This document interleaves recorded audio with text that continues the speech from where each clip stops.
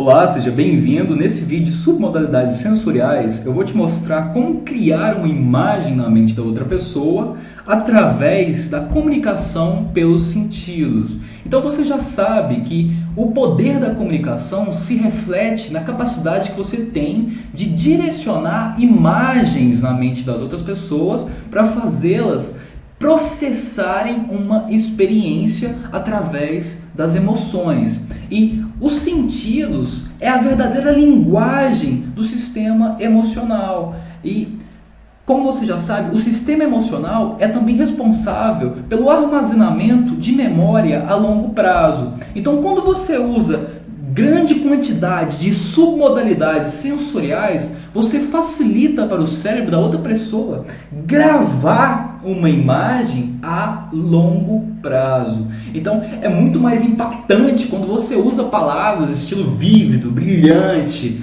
lúcido, claro.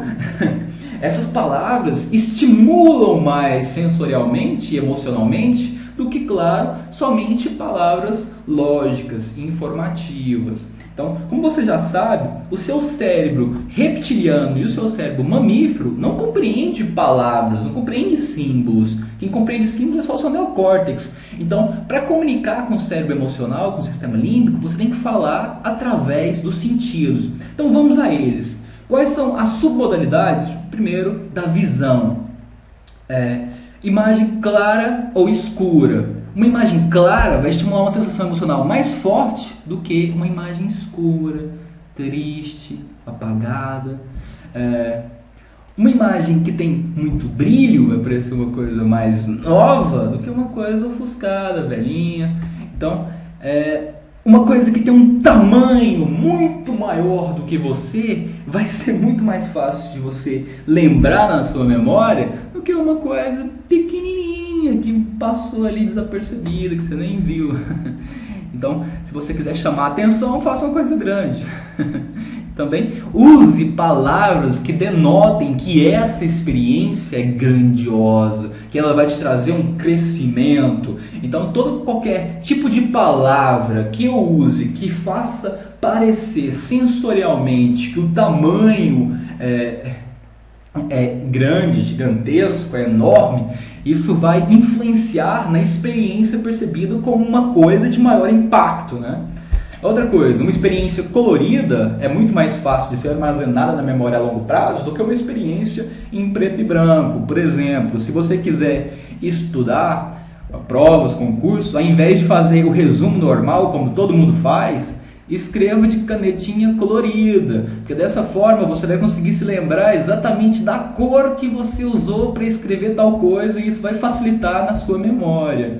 Então, cores ajudam a facilitar. Então, você pode falar que a experiência foi bastante colorida, que você conseguiu perceber todas as nuances, tinha um arco-íris, enfim, acho que vocês compreenderam esse conceito.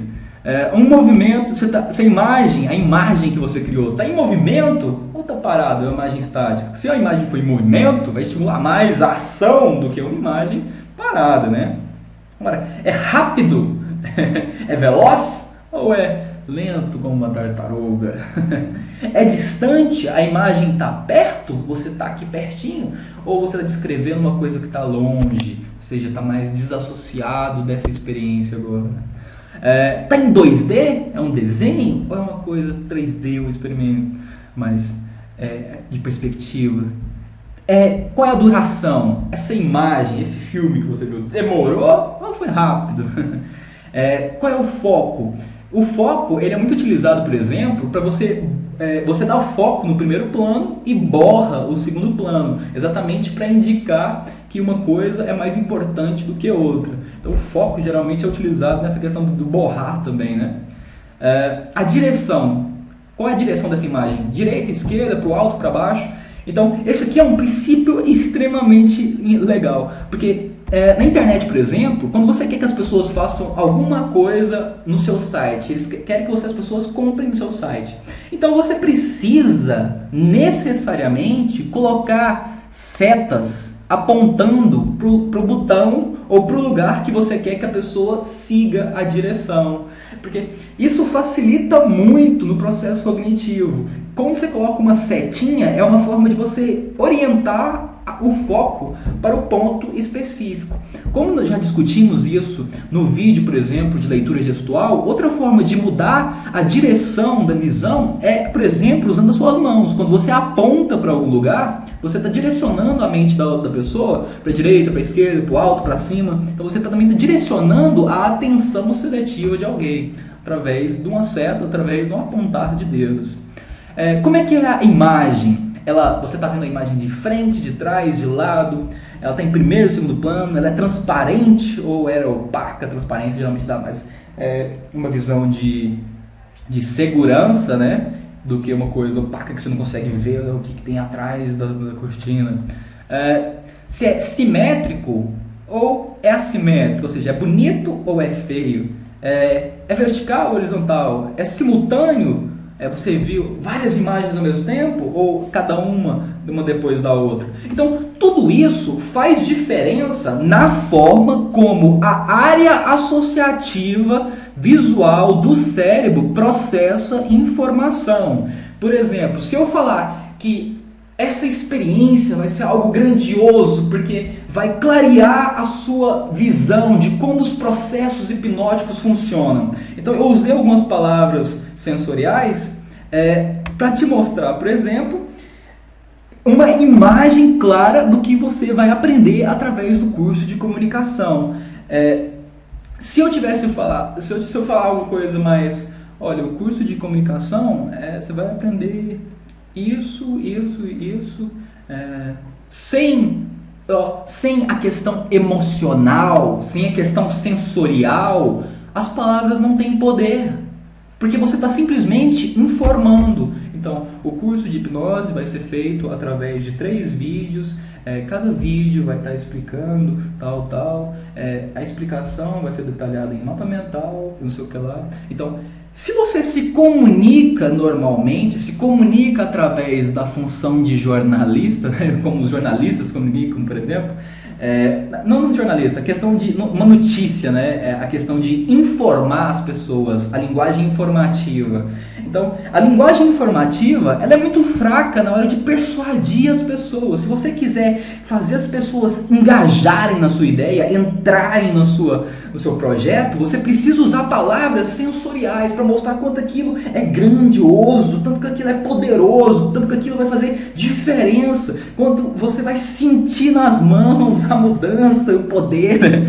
Então você tem que falar palavras sensoriais para estimular as partes específicas do cérebro relacionado à interpretação de cada sentido. No cérebro você tem uma área de associação visual, uma área de associação auditiva, uma área de paladar, uma área de olfato. E a partir do ponto que você usa palavras que estimulam cada uma dessas áreas, você está entrando na mente da pessoa e ativando várias áreas do cérebro dela para focalizar e interpretar a informação que você está dizendo, que você está propondo.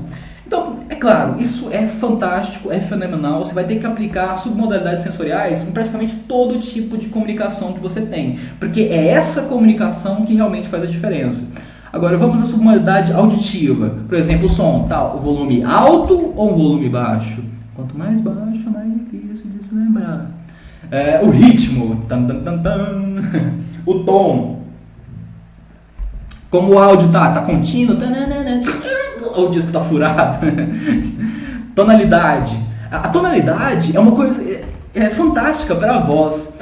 Se você quiser mostrar autoridade, você precisa dar entonação na sua voz, ou entonação autoritária. Isso é feito através de se falar utilizando o diafragma.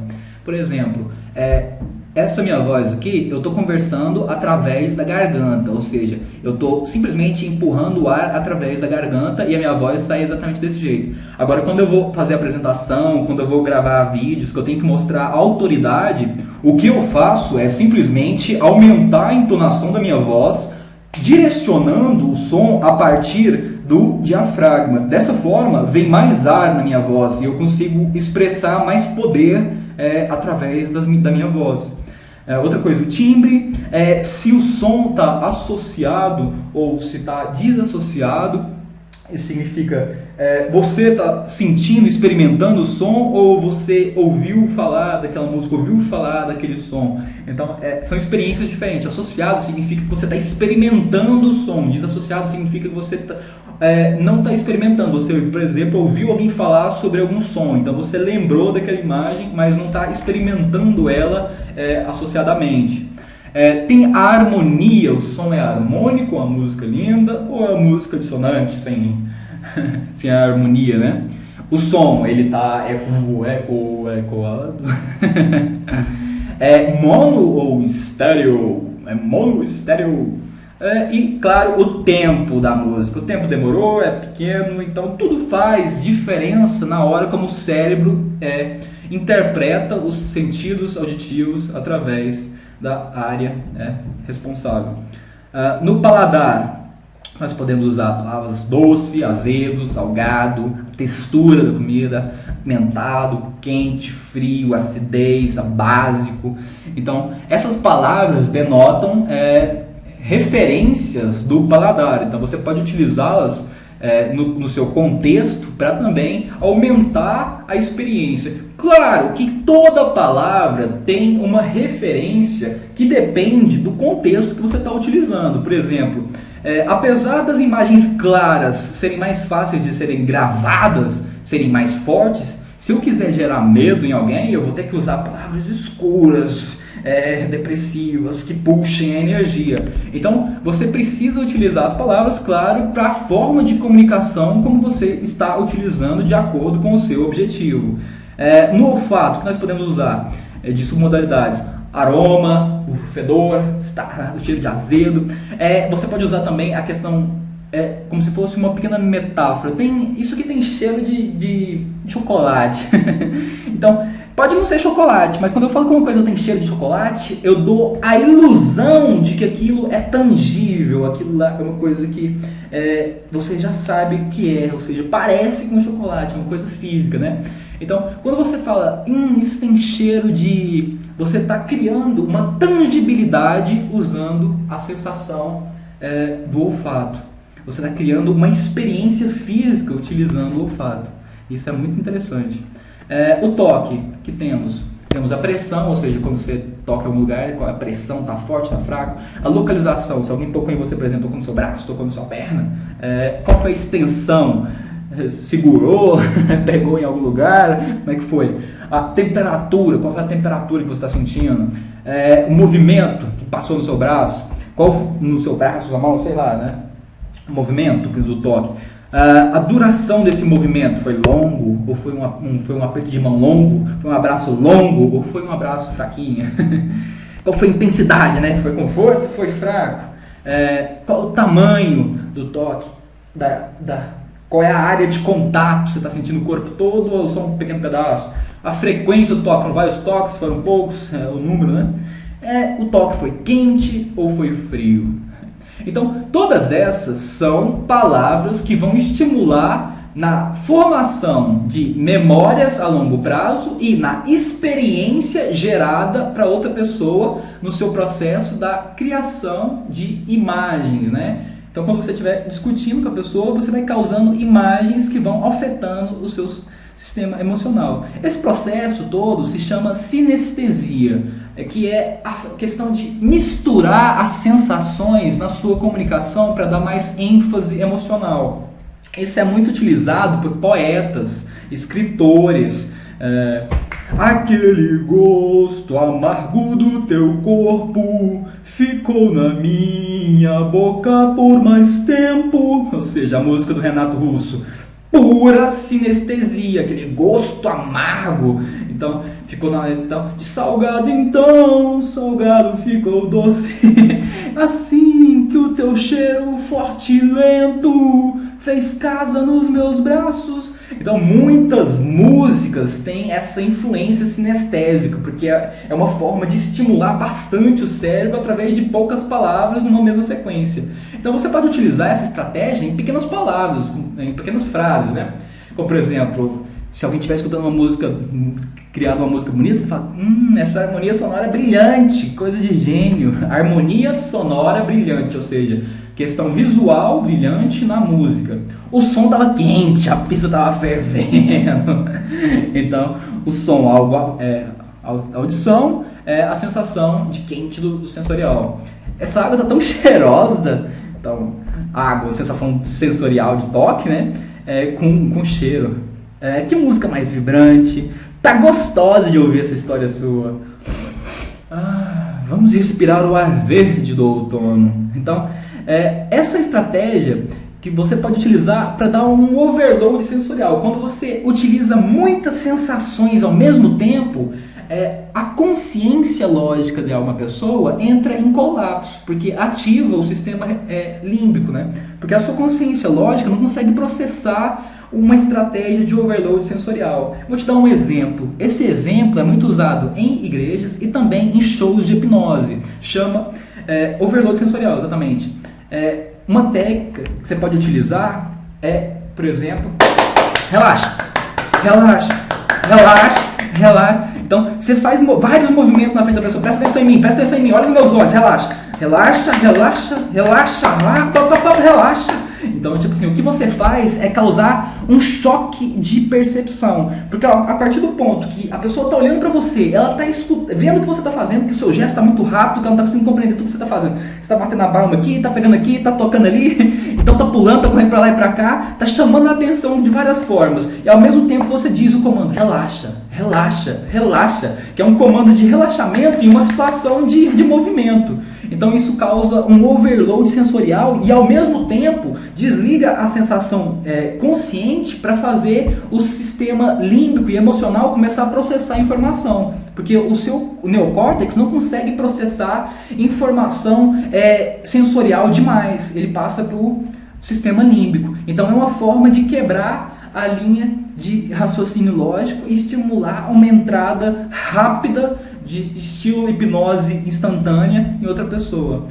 Uma coisa que você pode utilizar também, eu utilizo em muitos dos meus cursos, muitos dos meus projetos, quando eu estou escrevendo a redação de vendas ou algo assim, por exemplo, você fala várias sensações em forma de pseudológica. Como você já sabe, pseudológica é você falar duas coisas que são verdade e uma que é mentira. Por exemplo, você já viu, ouviu e comprovou o que eu disse. Você pode ter visto, você ouviu, talvez você não tenha comprovado, mas como eu falo duas coisas verdadeiras e uma provável, acaba que a sua mente interpreta isso como se fosse verdade. Então, você já viu, ouviu e comprovou o que eu disse. Agora você pode esperar que cumpra a sua parte. Então, o que aconteceu? Eu estimulei, em uma mesma frase, a área visual do cérebro da pessoa, a área auditiva e a área de planejamento que está comprovando o que eu digo, mesmo isso não sendo verdade. Ou seja, uma forma de pseudológica, uma forma de enganar a lógica, misturando sentidos para confundir a interpretação da frase, né? E também estimular sensorialmente. Então, se você já entendeu esse vídeo, espero que tenha ficado bem claro, você vai ter que usar essas sensações, essas palavras sensoriais em praticamente toda a sua comunicação. Como eu já disse, não adianta nada você falar do sentido somente para informar, como, por exemplo, os jornalistas, as revistas, jornais fazem. Imagine se eu for, por exemplo, vender o meu curso e fazer a história. Olha, o curso de softwares mentais é formado por 10 vídeos, sendo que cada vídeo tem 15 minutos, 30 minutos. Esses vídeos são mostrados através de imagens e... então, tipo assim, agora, ao invés disso, eu falo, cara, o curso de softwares mentais é a técnica de persuasão mais poderosa que eu conheço. Isso porque você vai aprender como criar imagens claras que estimulam realmente o comportamento e sensações na vida das outras pessoas. Sabe o que é aquela coisa de ter uma experiência vívida, real, palpável? Então, o simples fato de eu falar com mais entusiasmo reflete apelo emocional que eu estou tendo. Ou seja, toda vez que eu falo da forma informativa, você fala normal. Mas quando você fala com emoção, você coloca emoção nas palavras. E é isso que faz a diferença na comunicação. Ao invés de você falar informando as pessoas, fale informando e criando sensações. Isso é o poder da sinestesia, o poder das submodalidades sensoriais de estimular o sistema límbico, o sistema reptiliano, a linguagem visceral e também melhorar o armazenamento de memória a longo prazo. Porque quanto mais vívida é a experiência que você transmite para outra pessoa, mais fácil essa memória ser gravada na mente dela do que simplesmente uma informação que não tem nenhuma referência emocional. Então é isso aí, pessoal. Espero que esse vídeo tenha sido bastante interessante, bastante útil. E nós vamos aplicar isso várias vezes ainda. Vou dar mais exemplos de como isso pode ser aplicado em frases, contextos, né, diferentes. Isso aí, muito obrigado pelo seu tempo e aguardem o próximo vídeo.